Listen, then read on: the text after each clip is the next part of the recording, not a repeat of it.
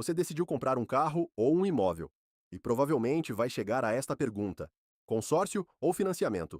Tem gente que diz que financiamento é melhor porque você pega o bem imediatamente. Outros dizem que consórcio é melhor porque o custo pode ser menor. Mas a verdade é que essa comparação é um pouco mais complexa. Então hoje nós vamos colocar os dois na ponta do lápis. Primeiro, entenda uma coisa: consórcio e financiamento são ferramentas diferentes, mas podem ter o mesmo objetivo: colocar você dentro daquele imóvel ou daquele carro que você pretende comprar. O que muda é o caminho para chegar lá.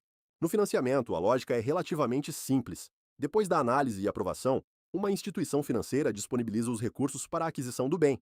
Você consegue comprar agora e devolve esse dinheiro ao longo do tempo. Só que existe um preço para utilizar o dinheiro da instituição financeira. No consórcio, a lógica é diferente. Não existe um banco emprestando aquele dinheiro para você. Existe o fundo comum formado pelo próprio grupo. Por isso, em vez dos juros de um empréstimo, existem os custos previstos no plano, como a taxa de administração e, quando previstos no contrato, fundo de reserva, seguro e outros encargos. Além disso, o crédito e as parcelas podem ser atualizados conforme as regras do contrato.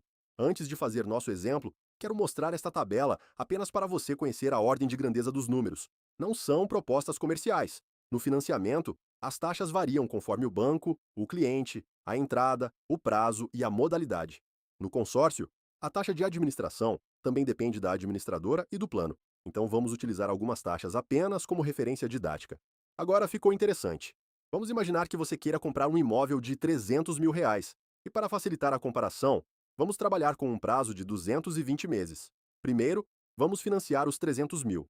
Para nosso exemplo didático, vamos utilizar uma taxa de 0,95% ao mês. Em uma simulação matemática pelo sistema Price, financiar R$ 300.000 durante 220 meses resultaria em uma prestação aproximada de R$ 3.257.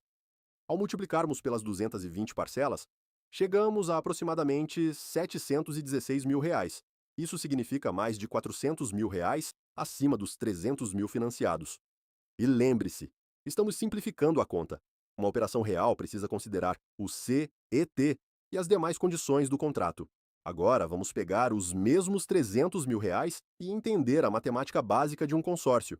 Para fins didáticos, imagine três possibilidades de taxa de administração total: 15%, 20% e 25%. Sobre R$ 300.000, isso representaria respectivamente 45 mil, 60 mil e 75 mil reais. Mas atenção, isso ainda não é o valor final real de um plano. Precisamos considerar os demais custos e os reajustes previstos no contrato. Apenas para visualizar a diferença, se dividíssemos essas bases matematicamente por 220 meses, teríamos valores próximos destes. Mas cuidado, isso não é uma simulação de parcela real de consórcio, é apenas uma forma simples de visualizar o peso da taxa administrativa. Agora vamos colocar os dois lado a lado. No nosso exemplo, o financiamento de R$ 300.000 a 0,95% ao mês chegou a aproximadamente R$ 716 mil.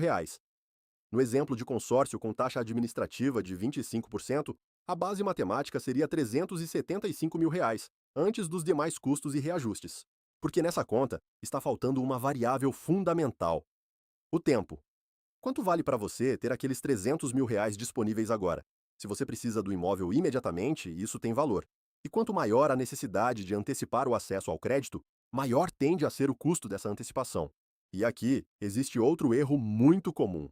Consórcio não significa necessariamente entrar em um grupo e simplesmente esperar. Como vimos na aula anterior, todos os participantes aptos concorrem ao sorteio. Mas também existem estratégias de lance que podem buscar antecipar a contemplação. E existe ainda a possibilidade de adquirir uma cota já contemplada, quando disponível e mediante as condições e aprovação da administradora. Ou seja, o consórcio possui diferentes possibilidades. Só que perceba a lógica: quanto menos pressa você tem, maior pode ser sua capacidade de planejar. Conforme aumenta a urgência, talvez seja necessário mobilizar mais recursos para tentar antecipar a contemplação, ou pagar mais por uma solução que entregue o crédito mais rapidamente. Portanto, a pergunta não é simplesmente qual é mais barato. A pergunta correta é: quanto custa chegar ao meu objetivo no prazo que eu preciso? Imagine três pessoas querendo o mesmo imóvel de R$ 300.000. João precisa comprar imediatamente. Maria pode esperar 2 ou 3 anos. Carlos pode esperar, mas possui uma reserva financeira que poderia utilizar estrategicamente. O imóvel é o mesmo, o valor é o mesmo, Mas será que a solução deveria ser igual para os três? Provavelmente não. E essa é a proposta desta série: entender cada elemento, fazer as contas, comparar cenários e conhecer as diferentes estratégias para tomar decisões melhores.